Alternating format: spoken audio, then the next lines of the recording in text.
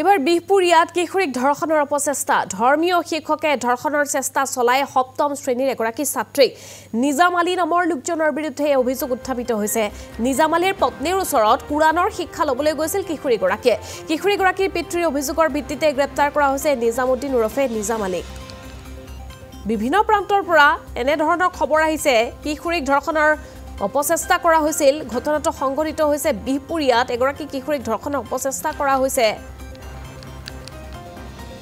এগৰাকী ধৰ্মীয় শিক্ষকে ধৰ্ষণৰ চেষ্টা চলাই সপ্তম শ্ৰেণীৰ এগৰাকী ছাত্ৰীক নিজাম আলী নামৰ ব্যক্তিগৰাকীৰ বিৰুদ্ধে অভিযোগ উত্থাপিত হৈছে উল্লেখযোগ্য যে নিজাম আলীৰ পত্নীৰ ওচৰত কুৰানৰ শিক্ষা লবলৈ গৈছিল সপ্তম শ্ৰেণীৰ কিশোৰীগৰাকীৰ পিতৃৰ অভিযোগৰ ভিত্তিতে ইতিমধ্যে আৰক্ষীয়ে গ্ৰেপ্তাৰ কৰিছে নিজামউদ্দিন ওৰফে নিজাম আলীক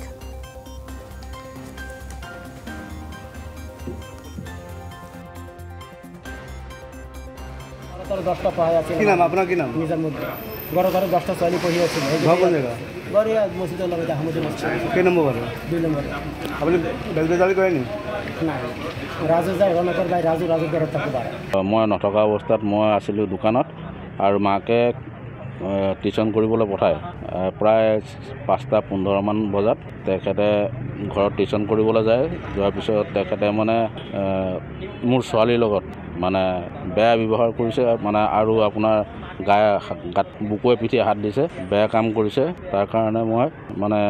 আপোনালোকক মাতিব লগা হ'ল বিহপুৰীয়া আৰক্ষী থানাত আপুনি এজাহাৰ দিছোঁ মোক উচিত ন্যায় লাগে নিজামউদ্দিন কি কৰে তেওঁ ধৰ্মীয় আপোনাৰ শিক্ষা দিয়ে ঘৰত 2 নম্বৰত বিহপুৰীয়া 2 নম্বৰ